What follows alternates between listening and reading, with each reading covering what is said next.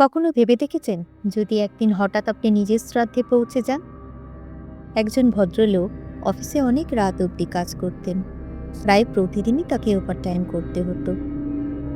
একদিন রাতে যখন সে স্টেশনে পৌঁছল, প্রায় রাত 1টা, প্ল্যাটফর্মটা প্রায় ফাঁকাই ছিল। সেখানে একজন লোককে দেখতে পেল, একটু এলোমেলো পোশাক, কিন্তু মুখে অদ্ভুত এক হাসি। লোকটা তার সঙ্গে গল্প জুড়ে দিল। কিছুক্ষণ পর ঘোষণা হলো শেষ ট্রেনটা একটু দেরিতে আসবে। অবশেষে রাত 1:20 ট্রেনটা স্টেশনে ঢুকলো।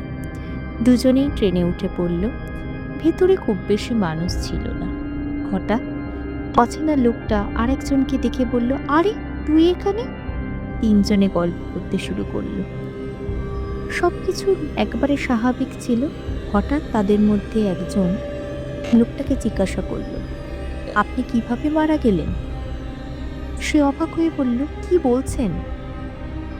একটু পর আবার একই প্রশ্ন, আপনি কিভাবে মারা গেলেন?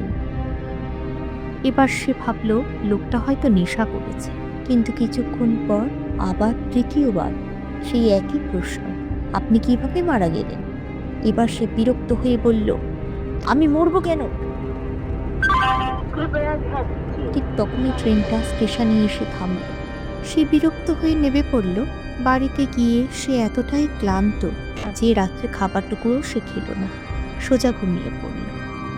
সকালে ঘুম থেকে উঠে ড্রয়িং রুমের দিকে পা বাড়ালো, মাকে চা বলবে দিতে, কিন্তু ঘরে ঢুকে সে থমকে গেল। তার ছবিতে রজনীগন্ধা ফুলের মালা ঝুলছে, তার মা এক কোণে বসে কেঁদে চলেছে, আর পাড়া প্রতিবেশী ওনাকে সান্ত্বনা দিচ্ছে। হঠাৎ একটা কথা কানে এলো, ছেলেটা কাজের চাপ অতিরিক্ত বেশি হয়ে গেছিল, শরীর প্রায় খারাপ হতো। ডাক্তার বিশ্রাম নিতে বলেছিল, কিন্তু কাজ পাগল ছেলেটা শুনল না, তাই আজ এই পরিণতি। সেই মুহূর্তে তার মনে পড়ল ট্রেনে লোকটা বারবার তাকে একটা প্রশ্ন করছিল, আপনি কিভাবে মারা গেলেন? তখন সে রেগে গেছিল, কারণ সে ভেবেছিল লোকটা মজা করছে। কিন্তু এখন তার কাছে পরিষ্কার তারা মজা করছিল না। হয়তো তারা শুধু এমন একজন মানুষের সাথে কথা বলছিল যে এখনো বুঝতে পারেনি সে মরে গেছে। তাহলে বলুন, কখনো ভেবে দেখেছেন